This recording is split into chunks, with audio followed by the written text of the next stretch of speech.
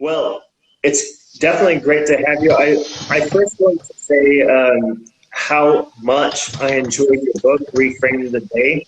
It's Thank like you.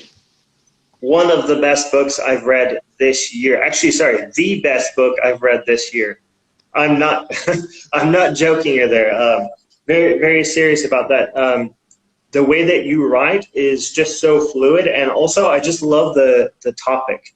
So I really appreciate the fact that you've written this, and I hope that all the followers out there that are watching right now definitely pick up a copy.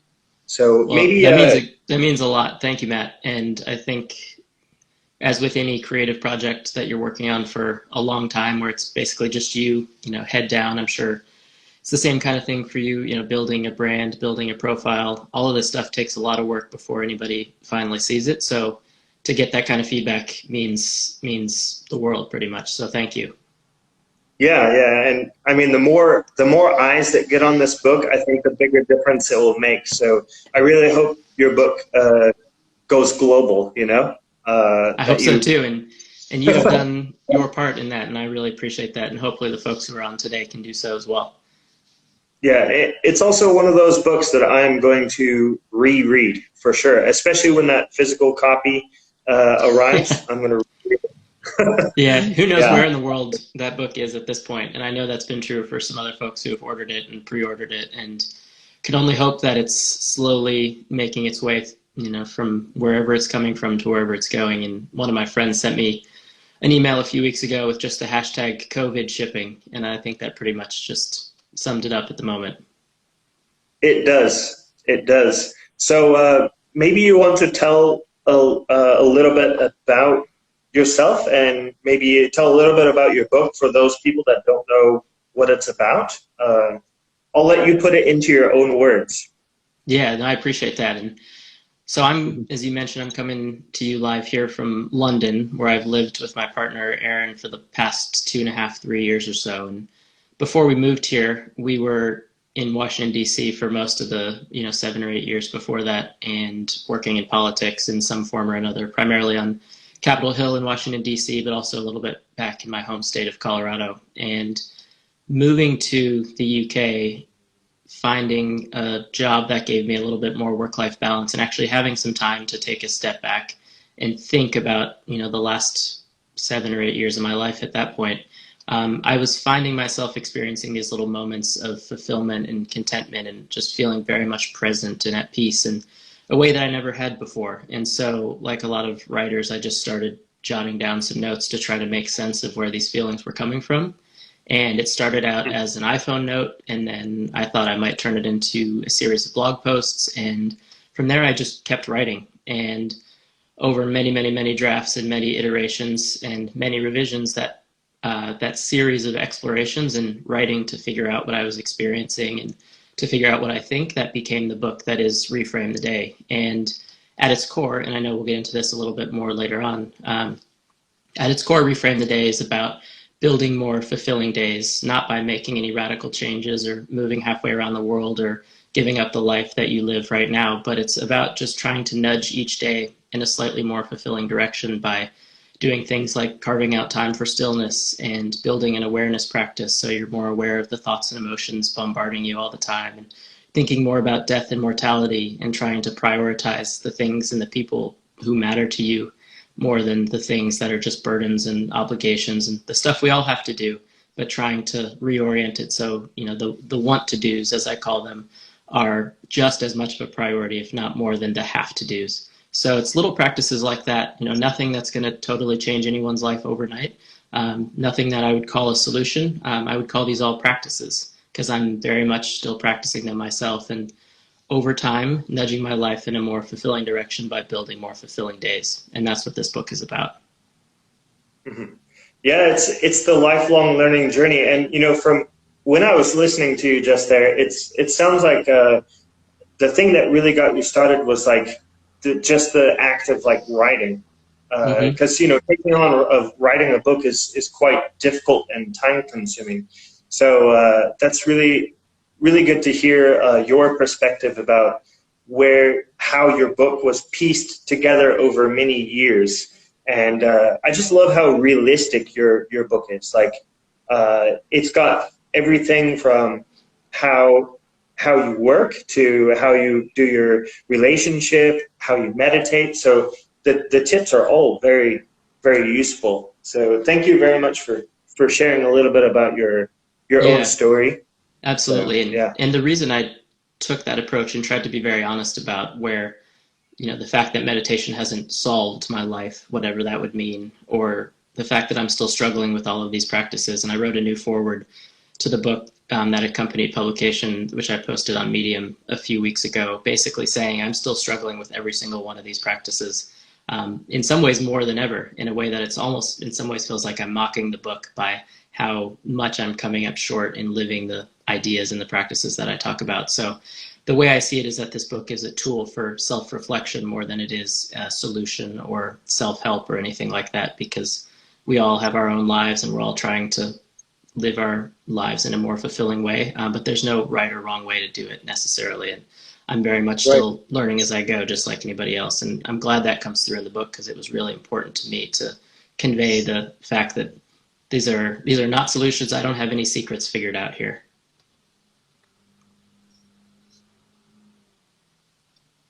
Yeah, yeah. It's not like you're shoving things down people's throat, which sometimes I get a book to where I'm like, oh man, what is this author trying to do? Like shove something down my throat? No, you're just like saying what's coming to your mind, and that's great. I love that style.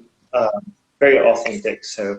Um, so yeah, Adam, actually I have a very interesting question here for you that's it's kind of related to your book, kind of. Mm-hmm. I'm curious.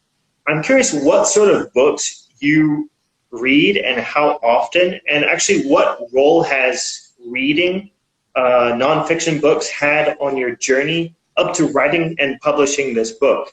The reason why I ask that is because, well, Bookmatic is all about lifelong learning. It's all about Mm-hmm. reading. So I'm just curious what role reading has had in your journey. And I know you mention it in your book. You mention about reading in your book. So I thought I'd ask you that question. It's an interesting one. Yeah, and very relevant to a lot of the folks I know who follow you and who are part of this Bookstagram community. And so I would answer that question on a couple of levels. I think on the most, literal level, so to speak, the book is full of quotations and excerpts from books that have had an impact on me and have helped shape my thinking. And I think that one of the most um, amazing moments that comes with reading is when you read something that brings into your consciousness something that you might have thought or had an inkling about or maybe wondered about or maybe never really thought about until it was right there in front of you. And then reading what another author has put on paper or put on the digital page brings it to life in your consciousness. And I think that is, for me, part of the reason that reading is such a transformative experience and part of the reason that I have put so many quotes from different authors who I admire throughout this book, to the point that one of the my friends who read an early version of the manuscript, she said, in some parts it kind of reads like a book report because there's just so much of other people's work in there. And so I had to dial it back a little bit in terms of the amount of quotes and citations I included in the book. Um, but the reason I call this book, again, a tool for self-reflection is because so much of who I am has been shaped not just by my experiences, but by what the content that I've consumed, the books I've read, the podcasts I've listened to. And, not everything that we consume is relevant to our own lives, but I think a lot of the time, you get those great little moments when you hear somebody say something or read something that someone has written, and that really resonates with you, and you shift your life in a slightly different direction because of that. Um, and so that's part of the reason why, the book is full of quotes from, at the start, authors like Cal Newport and Ryan Holiday and David Brooks, and a few others. And then, later on in the book, citing a lot from Ta-Nehisi Coates and Brian Stevenson and a number of other authors who had a big impact on me. And then I think just the act of reading in general, so taking it from the literal level to a slightly more meta level here, the act of reading, especially these days in a very distracted and stressful and uncertain time when information is coming in from all channels all the time, 24/7, reading and focusing on a single text in front of you is a way to dial some of that down and retrain the brain to focus on one single item in a way that's just inherently very fulfilling. And that's part of the reason why I talk in there about wanting to read more fiction, because my reading has primarily focused on nonfiction over the past few years, and that was actually one of my New Year's resolutions this year, is to read fiction, because it sucks you into a different world. It trains a whole different part of your brain. It teaches us empathy and compassion in a way that can certainly come through in some nonfiction, especially biography and that type of writing. But in addition to the nonfiction that's been clearly transformative for me, because I write about it so much in the book, I'm trying to get into the world of fiction a little bit more for those reasons.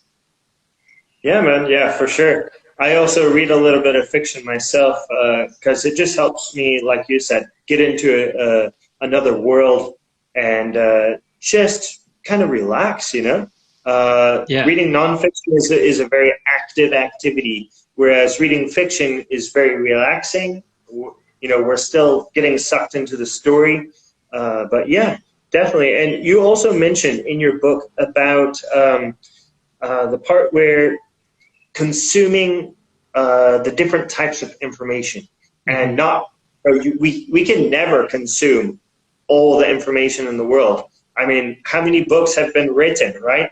I mean, my full bookshelf here has taken me like 5 years to read just here, and I've got just 185 books or something like that. So obviously we cannot read all the books in the world. We cannot watch all the videos in the world. So maybe what would your tip be for people watching to kind of filter out the unnecessary books or videos, to just like dial down and focus in on a particular topic or something like that? So that's a great question, because it's something that I'm wrestling with all the time as well. And speaking of things that are a practice that I'm still trying to figure out, that's definitely one of them, because I feel like I can easily spend all the time that I would be reading a book, just reading lists of books that I want to read. And at a certain point, you're either going to read best of year-end book lists, or you're going to read actual books. And so what I try to remind myself is that there's no possible way to read it all. There's no way to consume it all. There's too much out there, both good and bad.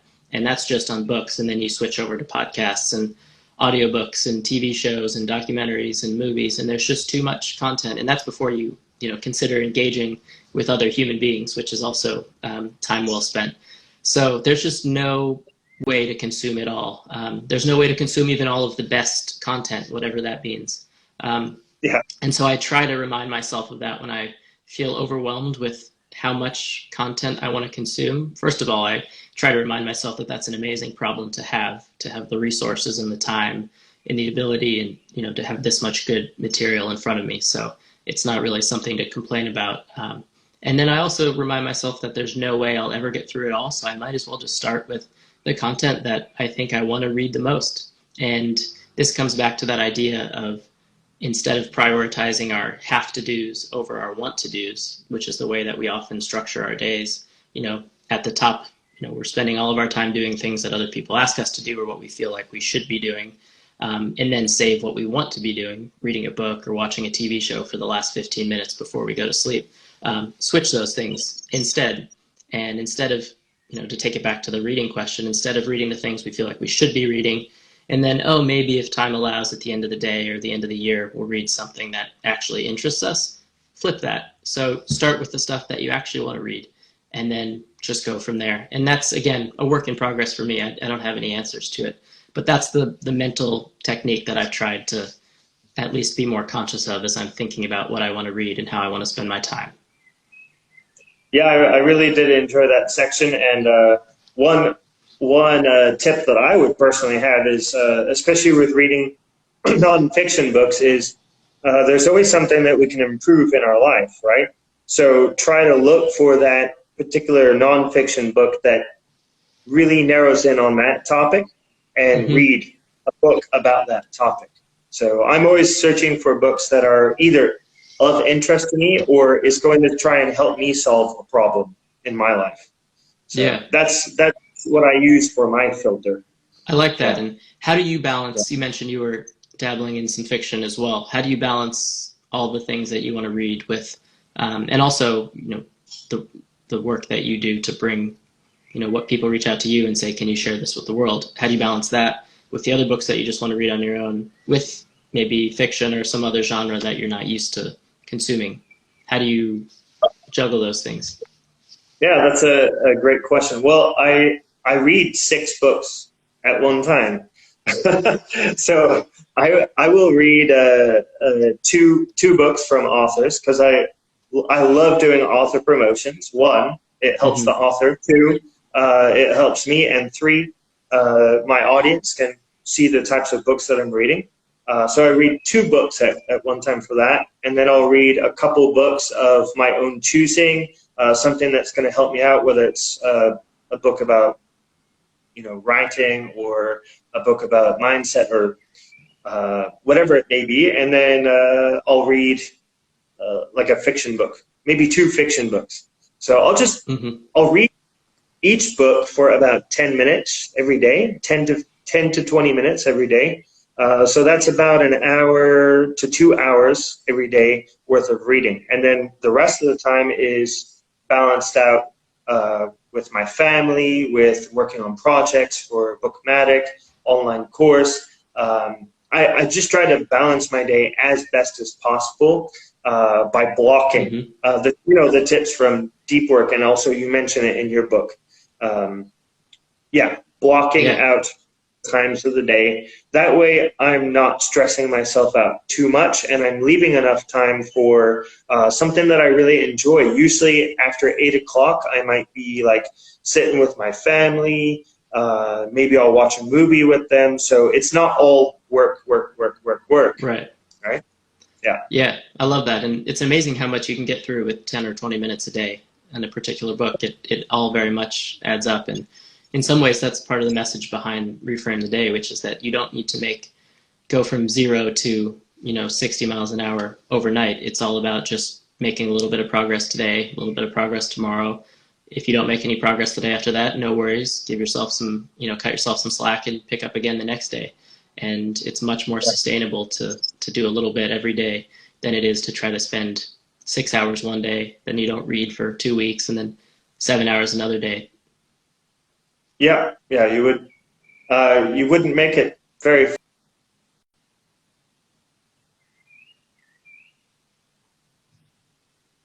Yeah, definitely. I really love Right. that, and also this kind of connects Right. with the part in your book that talks about FOMO, the fear of missing out. Mm-hmm. Yeah. Yeah, It's the worst. I find myself uh, experience that a lot, especially with social media. Mm-hmm. Social media is really a killer for that. To Yes. have that sense of fear of missing out. Oh, what am I missing? What did my friends post, or whatever it may be. So what would be your solution and your tip to the people watching? And maybe you can explain a little bit about that section of your book. Yeah, absolutely. And it's ironic in probably a positive way that we're talking about it on a social media platform, which is probably one of, if not the most FOMO-inducing services or technological services that we all turn to. So in the book, let me take a step back. I have long struggled with the fear of missing out. And the more I've looked back on some of the career and personal decisions I made over the last 10, 12 years of my life, the more I've seen clearly how FOMO has played a role in some of those decisions. And in the book, I tell the story of how I dropped pretty much all of my life in Washington, D.C. to move back to Colorado with a plan to run for the state house, not really because I wanted to do that, but because I thought I would miss out if I didn't do that. And, I could go on for a long time here about my own self my own psychoanalysis of my own thinking that led to that. But I think FOMO played a big role in that, and I think it's something that is sort of um, it's a uniquely powerful force these days for the reason you mentioned, because of social media. But I also think part of it comes from a generation of productivity books and work at all costs, be busy all the time, mantras and ways of thinking that have trained us all to think that if we just figure out the right life hack, or if we just wake up earlier than everybody else, or if we just figure out how to be more productive or to do more things at the same time, then we will get to a point where we can do it all. And until we figure out how to do it all, then we're going to be missing out. And then because of social media and because of all the things we talked about, that becomes kind of a very vicious cycle. And in the book, I pretty much just wrestle out loud with how to tame that feeling, that fear of missing out. Because on one hand, FOMO can be a good thing, because if we don't feel a little bit of fear about missing out, we might never push ourselves out of our comfort zone or try new things or meet new people. On the other hand, if we make every decision in our lives solely because of FOMO and not because, say, we actually have something that we want to do or a goal we want to achieve, something that comes from inside of us and who we are, then that's certainly not going to be a fulfilling way to live one's life, solely making decisions based on being afraid of missing out. And so I call this the FOMO paradox in the book, because there's really no way to resolve it. So my only conclusion, which is too strong of a word for what I come to, is that FOMO is basically a craving. And like any craving, the best we can do is be aware of it and try to process it and think about it and try to figure out what FOMO is telling us when we feel it. The worst we can do is just be on autopilot, being yanked around by our emotions back and forth and our fears about missing out. And I think the best we can do, which is not very satisfying, but I think it's honest, or at least it's the best I've been able to figure out, is that just to be aware of FOMO and to know it's always lurking, and to try to think about, how is FOMO impacting how I'm thinking about this decision that's in front of me right now? That's kind of the best we can do. And that comes back to this question of awareness. Yeah, it's definitely about awareness, being aware, like you're saying, realize that it's there, and realize that, yeah, you could fall into the trap of it. But if you're more aware of it, then there's a way to kind of, like, I guess, avoid it. So that was a really good way. Really loved it. And I would definitely like to, like, open up the questions to people watching. But I have one more question for you before we do that. How's that sound? Is that cool? That sounds great. And yeah, everybody who's watching right now, feel free to drop a question in the comments. And otherwise, Matt and I'll just keep chatting. Yeah, definitely.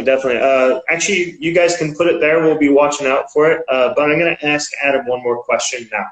So that last question here is, at one point in the book, you mentioned that you had 8 jobs. You went for 3 master degrees in about 6+ years.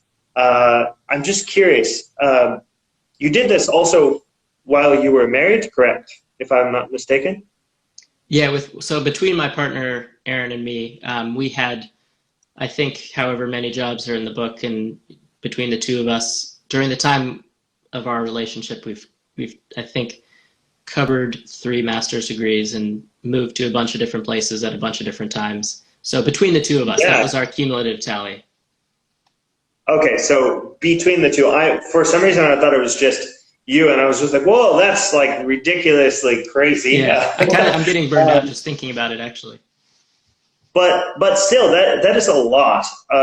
And so I'm just curious, how did you keep your wits in your life and in your relationship? Because, for the people out there watching and who are in relationships and married, they know that, if you work too much and you don't spend enough time with your other one, then it's going to create a problem. So I'm just curious how you kept your wits, and what advice do you have for aspiring people who are married or in a relationship striving to accomplish so much? Yeah, and so let me preface this by saying that I'm probably not qualified to give too much by way of relationship advice, just because I feel like, and this is probably true for all of us, we're just figuring it out as we go. And it's a lot of work and a lot of trial and error.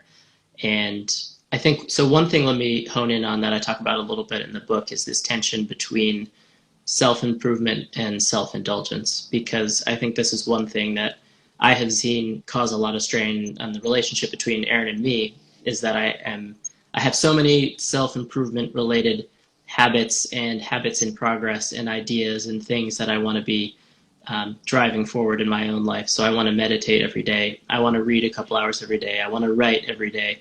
I've got my day job. It's very easy, I have found, in this, self-improvement space that we are in, to, veer far towards that extreme where we spend all of our time focusing on optimizing ourselves, that we forget that these things have an impact on the people around us too. And, I could spend all of my time doing all of these things that I want to do every day because I think it will make me a better person. And I think that's true. But at the same time, if I get irritated because my routines have been they've been interrupted by any number of things, or if I'm spending all my time trying to get in a meditative state or read some really intense book and sacrificing time with my partner to do that, then is that really self-improvement, or is that more self-indulgence? And again, this is a theme in this book. I don't have any clear answers, but I try to be aware of that tension between the two, because it's easy to go too far towards the other extreme. And, it could be a job, it could be a relationship, anything that, requires us to give something of ourselves. We can easily give too much. And I saw this a lot in politics. You see people in, the nonprofit community and the political world who get completely burned out by their work, which has an inherent service aspect that they don't take care of themselves. On the flip side, it's easy to see people who spend all their time optimizing themselves, which in itself is not a bad thing, but it means they sacrifice being there for other people, trying to play a role in their community, volunteering, thinking of serving in some way. So we have to feel these tensions because they keep us from veering too far towards one extreme or the other. So that's the only thing that I would say comes even close to an answer for me, is just trying to be aware of it and trying to balance it and trying to forgive myself when I come up short, and recognize that, there are always going to be trade-offs in life. And it comes back to this question of, can we do it all? And the answer is, of course not. Like, there's no way, even if we cut out all the stuff we don't want to do, we can't do all the stuff we do want to do. It's just impossible. So the best we can do is try to cut ourselves some slack and be aware of these tensions and keep pressing forward. For sure. For sure. I mean, I've experienced the same thing with my, with my marriage too. So I just thought I would ask that because it just amazes me how much work you've done. And you're also, what, almost, I think, the same age as me? You said you're a millennial too, yeah?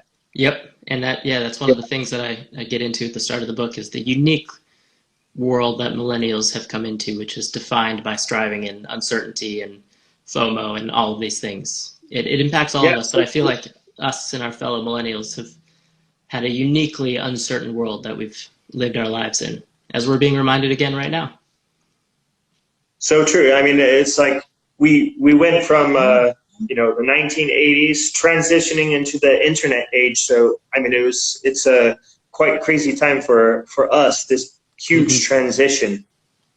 Whereas, kids born in the 2000s, Gen Z, they've already had this stuff since they were born. So yeah, it's a big change. And someone here was asking, Mike Johnstone, is actually a question that I wanted to ask too.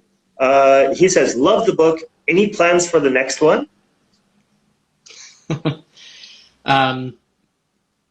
An excellent question from an excellent friend.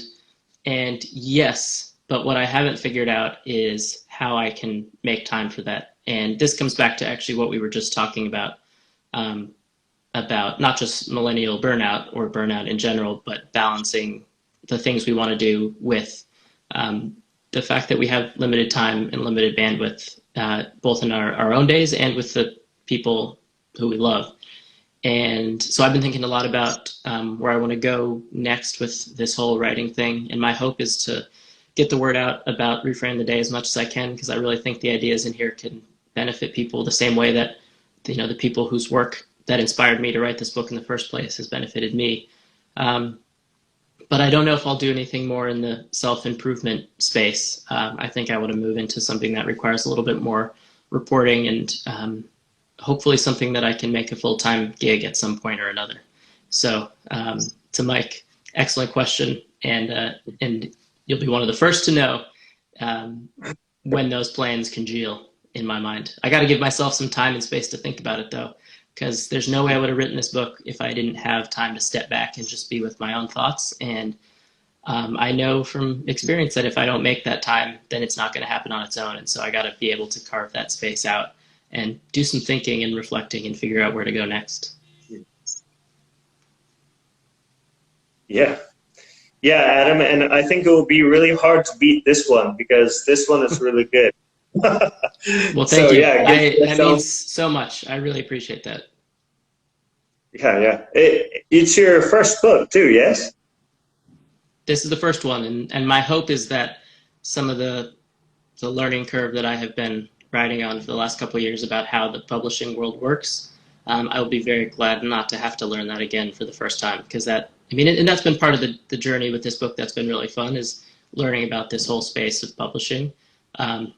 But my hope is that I only need to learn about it this way once, and then can spend more time thinking about the content and ideas and less time trying to figure out, what an ISBN is, that kind of thing. Yeah, just like anything in life, right? So now you've already learned it. Yeah. Now you can do it again, and you know how to go about doing it. It's just about putting the content together. So yeah, that's very cool. So maybe we can get a few more questions from the people watching. That would be great to get some more questions for Adam about his book, Reframe Today. And while we're waiting for questions to come in, that made me think of one thing that I think is a challenge with any sort of side hustle or passion project that becomes something more than that, something where you try to make money off of it, or something that you're trying to build a platform or a profile through. And, one of my hopes is that I wrote a little bit about this in the book, and I've written about it in the past, is I want to make sure I still see writing not just as something that I love, but see the value in writing, even if not a single other person ever reads what is written. Because just the ability of the written word or the typed word to bring clarity to our own thoughts and help us make sense of the world, like that is incredibly valuable in and of itself. And it's easy for me to get caught up in promoting this book and feeling disappointed if not everyone in the world has read it.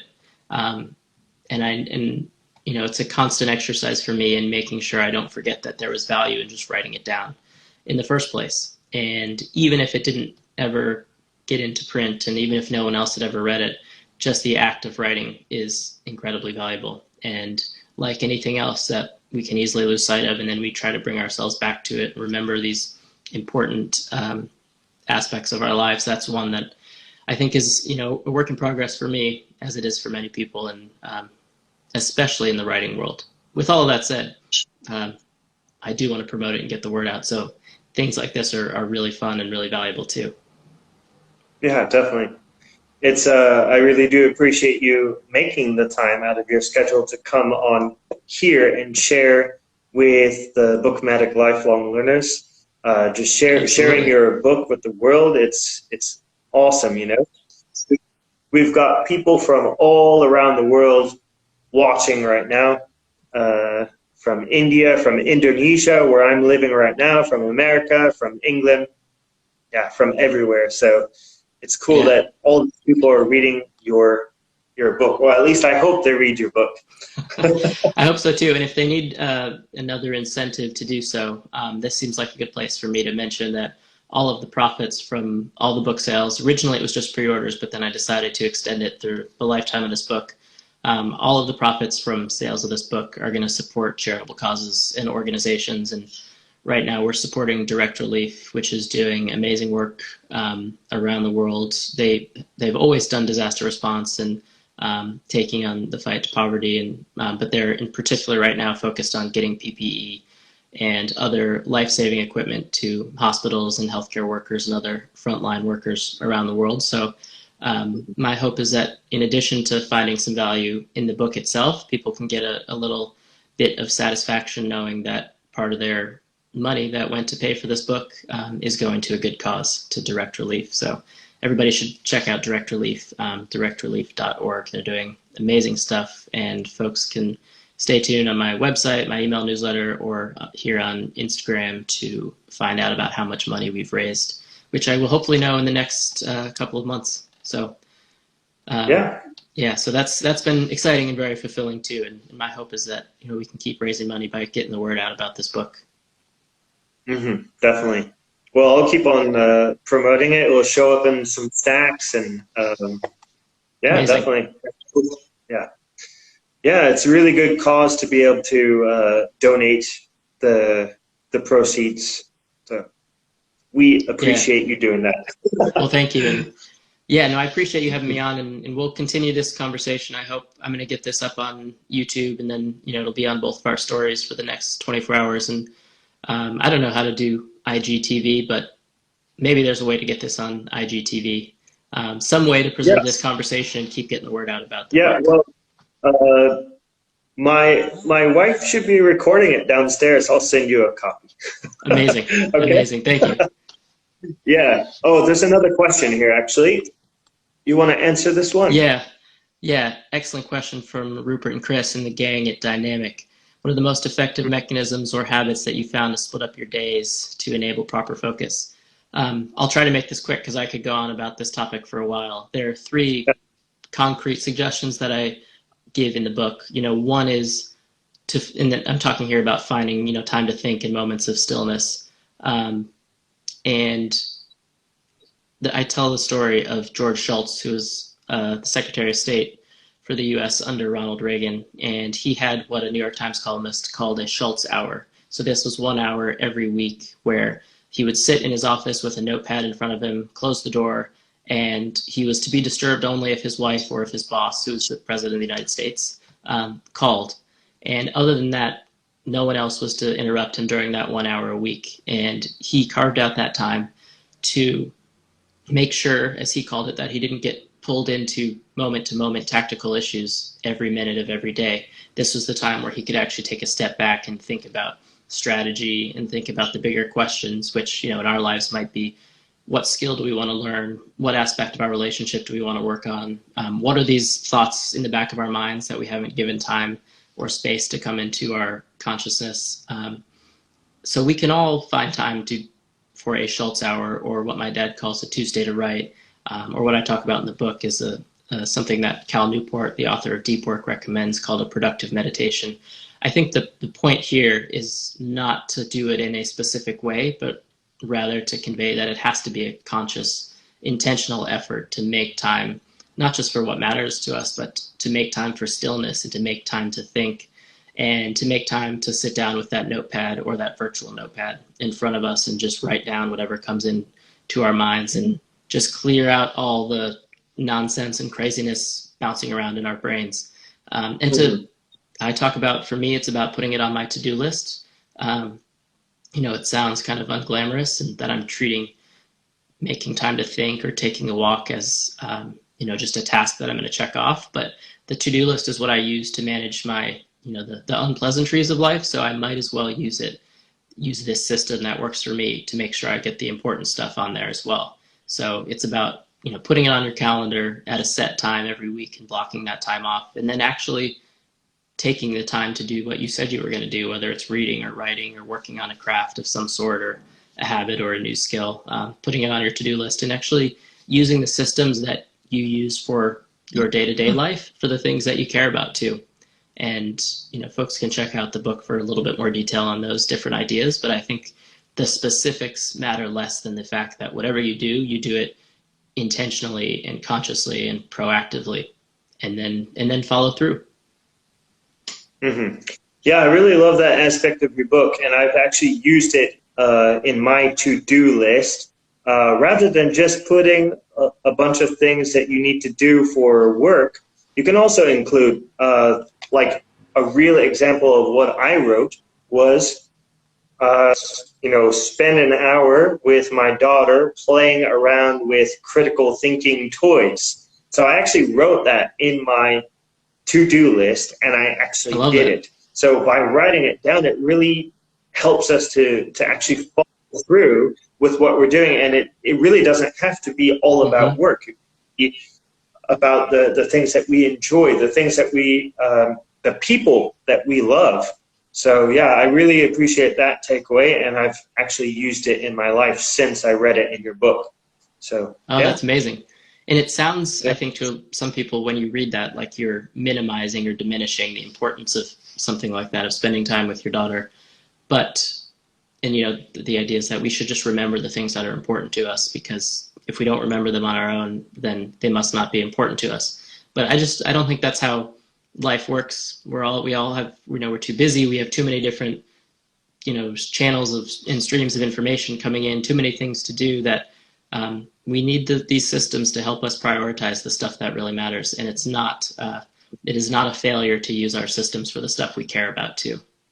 Yeah, very true, very true. 100% agree. It's so worthy using that as a tool. So yeah, absolutely. Yeah, thank you so much, Adam. You want to say anything else to anyone, or you want to answer any more questions? Or yeah, well, good. We've been on for 40 minutes, 45 minutes. Oh yeah, excellent. I guess we'll give everybody else a break here and wrap things up. But just one more reminder that all of the profits from sales of Reframe Today, whether you buy the print book or the electronic version, all the profits are going to direct relief, to the coronavirus response efforts in particular of direct relief. They're doing amazing stuff. If you want to learn more about the book, Reframe the Day is the website. You can find out where to buy it. Hope you'll support indie bookstores if you can. You'll find links to some of the other media appearances and other events that I'll be doing, and find out some of my other writing too about politics and life and work and all sorts of stuff that hasn't made it into the book for any number of reasons. So reframetheday.com, and a huge thank you to you, Matt, for the amazing reviews that you've done, for giving it such a thorough and close read.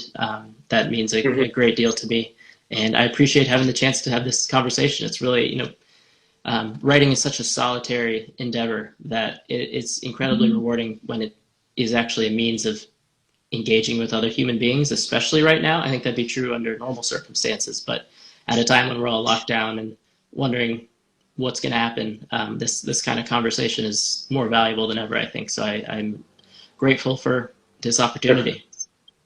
Yeah, it's perfect timing to release the book, and the topic of the book is well worth reading. So I second that, and I really hope that everyone watching right now gets the book. Get Reframe the Day. Can you show it one more time? Show it so everyone can see it. This is what it will look like in your hands in any time between tomorrow and 6 weeks from now when it actually shows up. Yeah. So definitely get yourself a copy. Thank you very much for joining, Adam, and we will chat soon. And have a fantastic day.